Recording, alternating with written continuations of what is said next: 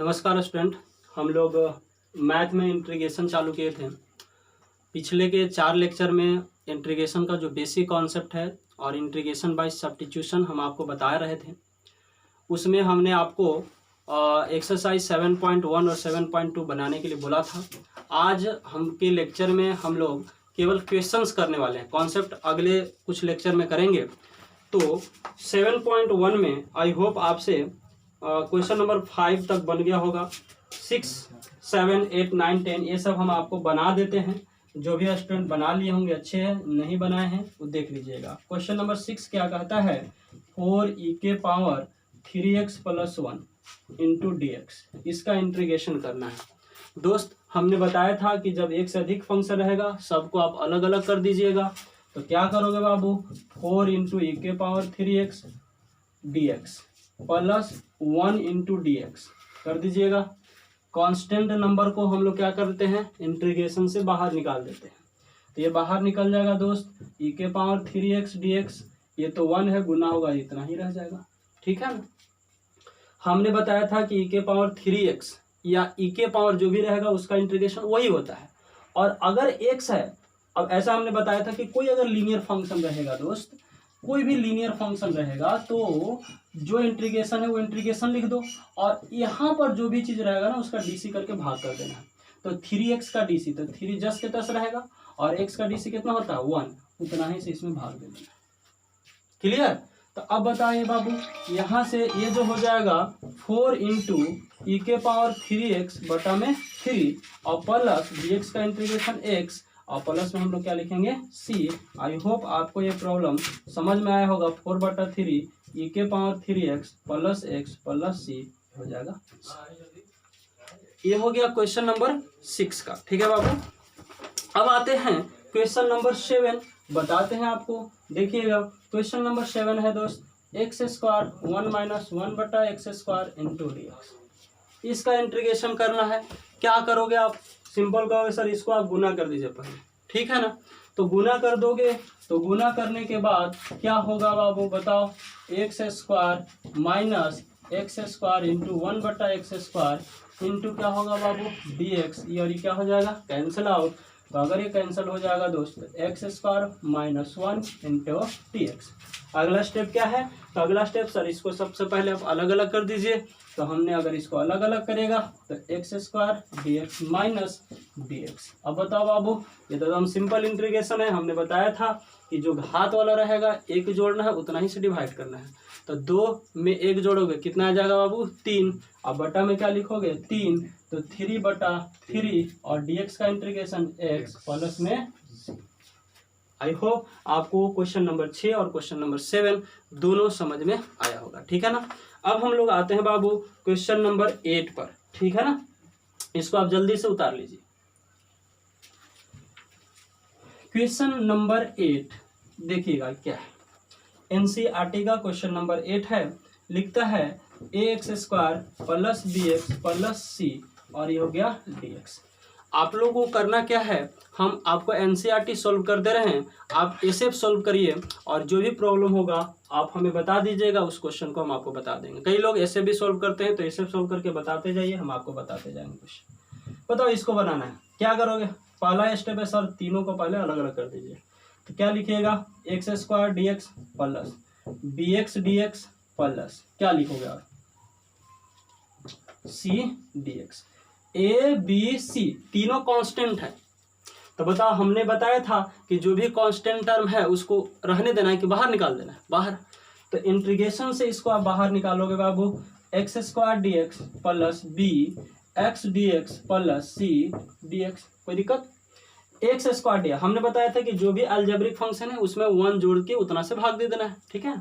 तो बताओ बाबू 2 है, 2 में 1 जोड़ोगे कितना आएगा 3, तो हो जाएगा बाबू x³ प्लस b, इसमें कितना जोड़ोगे 1, तो x 1 है ना पावर, तो 1 में 1 जोड़ोगे कितना हो जाएगा 2/2 प्लस। अब बताना c है ना, तो c तो जस के तस रहेगा और dx का इंटीग्रेशन x।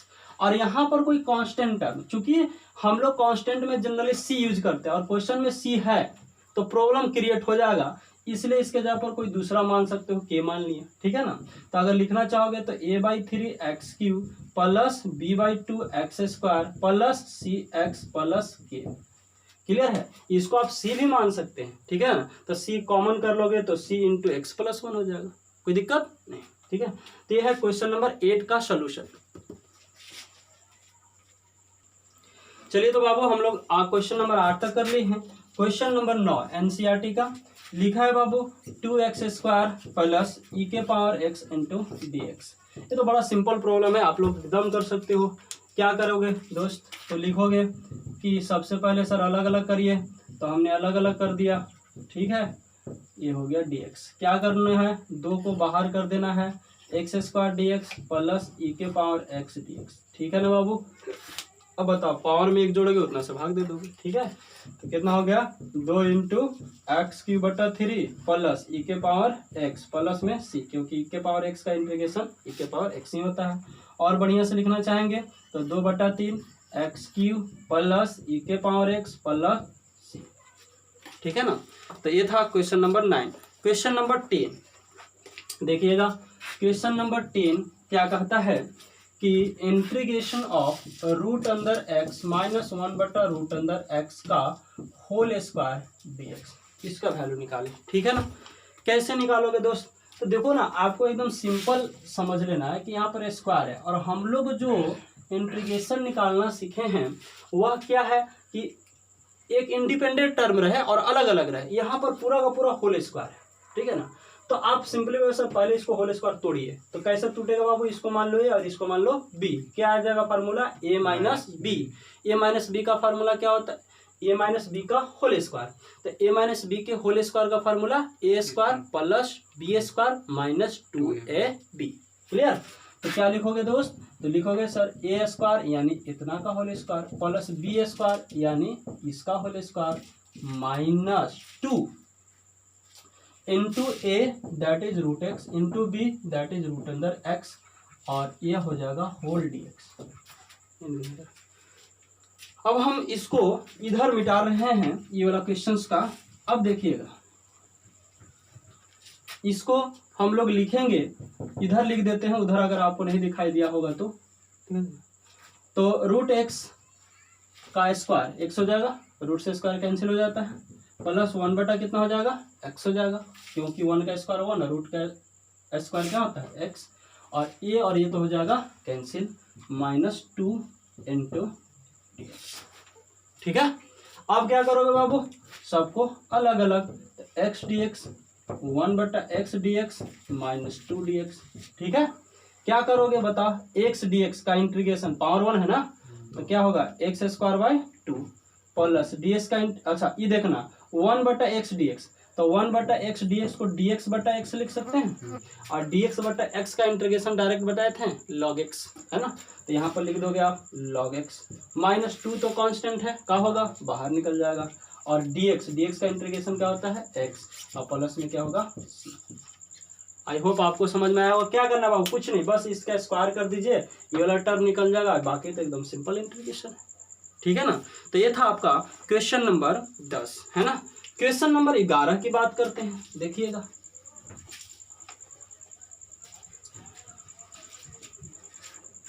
क्वेश्चन नंबर 11 क्या कहता है बाबू, x³ प्लस 5x² माइनस 4 बटा में x² dx, ठीक है।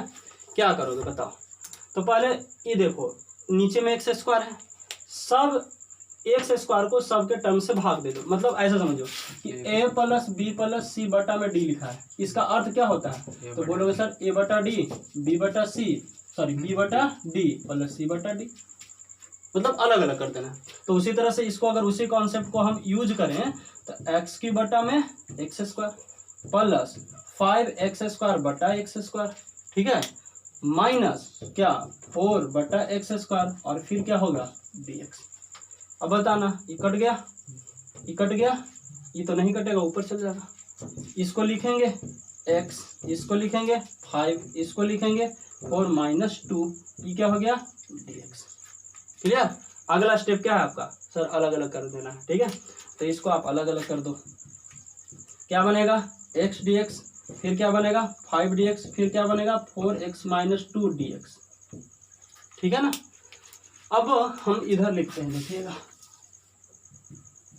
क्या होगा बाबू, x dx का इंटीग्रेशन बताओ, तो एक्स स्क्वायर बाई 2, 5 तो कांस्टेंट है, ये क्या होगा बाहर, ये बचेगा dx का इंटीग्रेशन x, तो हो जाएगा 5x माइनस 4 बाहर आ जाएगा, तो 4 हमने बाहर कर दिया, इंटू एक्स के power minus 2 plus 1 minus 2 plus 1, क्यों, क्योंकि पावर में 1 जोड़ना है उतना ही से भाग देना है। अब प्लस में क्या लिखेंगे c, x square by 2 plus 5x, और ये माइनस 2 प्लस 1 माइनस 1 हो गया, माइनस और ये माइनस क्या हो जाएगा प्लस, 4 इंटू एक्स के power minus 1 plus c, that means x square by 2 plus 5x plus 4 बटा एक्स, प्लस में क्या होगा बाबू c, ठीक है। आई होप आपको ये प्रॉब्लम समझ में आया होगा, कुछ नहीं करना, सिर्फ भाग दे के अलग अलग कर देना, बाकी इंटीग्रेशन हो जाएगा, ठीक है ना। चलिए बाबू, तो हम लोग क्वेश्चन नंबर 14 लिए हैं, और ये क्वेश्चन है कि 1 माइनस एक्स रूट अंदर एक्स इंटू डी एक्स। अब बताओ, आपका सिंपल नॉलेज है, ये और ये दोनों टर्म गुना में है, आपको सर पहले इसको गुना, दोनों को एक दूसरे से मल्टीप्लाई करके अलग अलग टर्म बनाते हैं, ठीक है ना। तो मल्टीप्लाई कर दोगे तो 1 में इतना से गुना होगा, यही रह जाएगा, यानी 1 इंटू रूट एक्स माइनस, फिर क्या होगा x और इंटू रूट अंदर x, ठीक है, इंटू क्या dx। अब बताना आप लोग, ये क्या सीखो, रूट x का मतलब x के पावर 1/2, ठीक है। अब एक और फार्मूला सीखो, a के power n is equal to a के पावर m प्लस n, ठीक है, यानी अगर बेस सेम रहेगा तो पावर को जोड़ देना। अब देखना, रूट x तो रहेगा, या अगर आपको एकदम नहीं समझ में आता है तो रूट एक्स का मतलब पावर 1/2 कर दो, ठीक, माइनस एक्स तो है पावर में कितना 1, रूट एक्स है पावर में कितना 1/2 इंटू कितना dx, यहाँ पर ये फार्मूला लग जाएगा। तो 1 प्लस 1/2 इज इक्वल टू 3/2, तो हम लोग अलग अलग कर दें तो x के पावर 1/2 dx अलग अलग कर रहे हैं, माइनस x के पावर 3/2 dx। अब तो एक सिंपल इंटीग्रेशन आ गया। क्या करना है कि जो भी रहेगा पावर में 1 जोड़ देना, उतना से डिवाइड कर देना, जो भी रहेगा पावर में 1 जोड़ देना, उतना से डिवाइड कर देना, ठीक है ना। तो हम इधर लिख देते हैं कि क्या होगा, x के पावर 1/2 प्लस 1 1/2 प्लस 1, यहाँ पे माइनस क्या लिखेंगे, x के पावर 3/2 प्लस 1 3/2 प्लस 1 प्लस में कितना c, ठीक है। अब जोड़ दो, कितना आएगा 3/2, ये भी कितना आएगा 3/2 माइनस ये कितना आ जाएगा, एलसीएम ले लो, 5 बटा कितना आ जाएगा 2, है ना। तो ये हो गया 5/2 प्लस में c, ये ऊपर चल जाएगा, ये भी ऊपर चल जाएगा, तो लिख सकते हैं 2/3 इंटू एक्स के पावर 3/2 माइनस 2/5 इंटू एक्स के पावर 5/2 प्लस में c। आई होप आपको समझ में आया होगा। क्वेश्चन क्या करना है दोस्त, इसको गुना कर दीजिए, गुना करने के बाद सिंपल है, देखो कितने स्टूडेंट इसको इतना नहीं करता है, इसको एकदम शॉर्ट में भी बनाया जा सकता है, याद होना चाहिए कि रूट एक्स का इंटीग्रेशन 1/2 रूट अंदर एक्स मतलब होता है। इंटीग्रेशन कितने लोग याद कर लेते हैं, अगर आपको याद नहीं तो कोई प्रॉब्लम नहीं, एकदम बेसिक कॉन्सेप्ट से चलिए, आपको क्लियर हो जाएगा, ठीक है। हम लोग आगे आते हैं क्वेश्चन नंबर 14 के बाद क्वेश्चन नंबर 15 इसी तरह का, ये आप लोग बनाइएगा, ठीक है, कुछ करना नहीं, गुना कर देना है। क्वेश्चन नंबर 16 एकदम आसान क्वेश्चन है, आप लोग ट्राई करिए। क्वेश्चन नंबर 17 ये भी आसान क्वेश्चन, हम अब डायरेक्ट क्वेश्चन नंबर 18 बता रहे हैं। क्वेश्चन नंबर 17 तक आपको कोई प्रॉब्लम होना ही नहीं चाहिए, इतना प्रॉब्लम के बाद, ठीक है ना। हम क्वेश्चन नंबर 18 पर आते हैं, देखिएगा क्वेश्चन नंबर 18 है बाबू, integration of sec x into sec x plus tan x dx, ये है क्वेश्चन, ठीक है।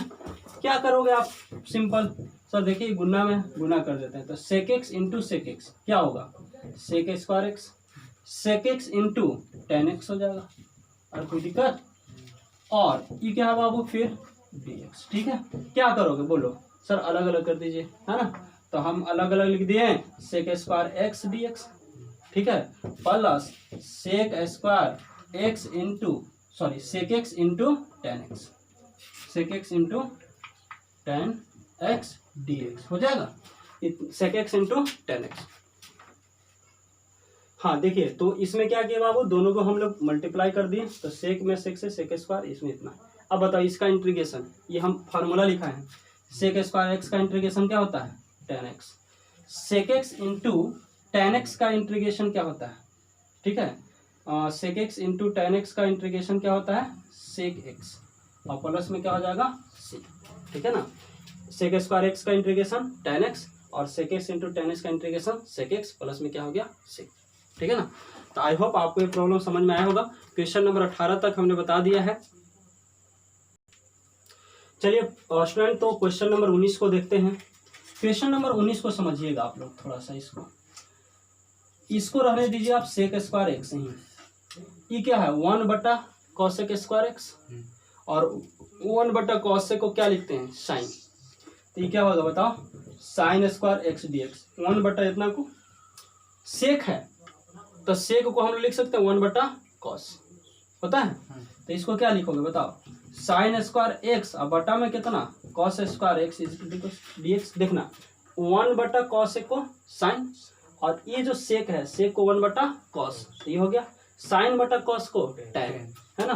तो यहाँ से ये आ जाएगा I is equal to tan square x और dx। अब बड़ा ही फॉर्मूला है जो आप सब लोगों को पता होता है कि sec square x minus tan square x is equal to 1। इस tan को उधर ले जाओगे बाबू, तो sec square x minus 1 is equal to tan square x, यानी जहां भी tan स्क्वायर एक्स है उसके जगह पर क्या लिखोगे सेक स्क्वायर एक्स माइनस 1। तो क्या होगा बाबू बताओ, sec square x minus 1 into, सबको अलग अलग कर सकते हैं, क्या होगा बताओ, sec square x d x minus d x. और ये तो अभी पढ़े थे कि sec square x d x का इंटीग्रेशन tan एक्स, ये हो गया tan x minus d x का इंटीग्रेशन एक्स प्लस में सी। आई होप आपको समझ में आया होगा। 1/cosec square x is equal to sine square x, ये जो हो जाएगा cos स्क्वायर एक्स, ये जो हो जाएगा tan स्क्वायर एक्स। यहाँ से हमने चेंज कर दिया, ये मिल गया, सबको अलग अलग कर दिया इंटीग्रेशन, ठीक है। एक और लास्ट क्वेश्चन है इस चैप्टर का 20 नंबर, बाकी 21 और 22 ये 2 ऑब्जेक्टिव क्वेश्चन है, आपको अपने से कर लेना है।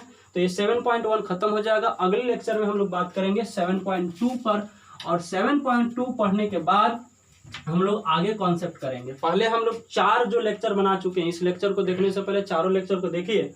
4 जो लेक्चर बना चुके हैं उस लेक्चर के बाद मतलब 2 एक्सरसाइज सॉल्व करने के बाद ही हम लोग आगे बढ़ने वाले हैं। 2 - 3 sin x बटा cos square x d x, ये क्वेश्चन है। क्या करोगे, एकदम सिंपल है बाबू, पहले सबको अलग अलग कर दो, ऐसे कर सकते हैं। cos स्क्वायर एक्स को cos x into cos x, कोई प्रॉब्लम है आपको, ठीक है। अब बताना, ये जाएगा ऊपर, तो cos 1/cos को क्या लिखते हैं सेक, तो 2 इंटू सेक स्क्वायर एक्स हो जाए। बताओ साइन बटा cos is equal to tan, और 1/cos को किस में सेक में हो जाएगा। तो हम लोग लिख सकते हैं 3 tan x into sec x, कोई प्रॉब्लम। अब क्या करोगे बाबू, अलग अलग। तो ये तो आपका एकदम सिंपल है, 2 या 2 कांस्टेंट है, बाहर करते हैं, बाहर sec square x d x minus 3 बाहर tan x into sec x into d x, कोई प्रॉब्लम। अब बताओ ना, सेक स्क्वायर डी एक्स का इंटीग्रेशन tan x, इसका इंटीग्रेशन सेक एक्स, है ना। तो ये क्या होगा बाबू बताओ, 2 into tan x minus 3 into sec x plus c. I hope आपको समझ में आया होगा। तो हम लोग मैथ में 4 लेक्चर पहले पढ़ा चुके हैं, जिसमें कॉन्सेप्ट भी है और कुछ क्वेश्चन भी है। आज के हम लोग एक क्लास में केवल इंटीग्रेशन का जो एनसीईआरटी का प्रॉब्लम था 7.1 वो सॉल्व किए हैं। अगले लेक्चर में 7.2 सॉल्व करेंगे और फिर कॉन्सेप्ट पर बात करेंगे।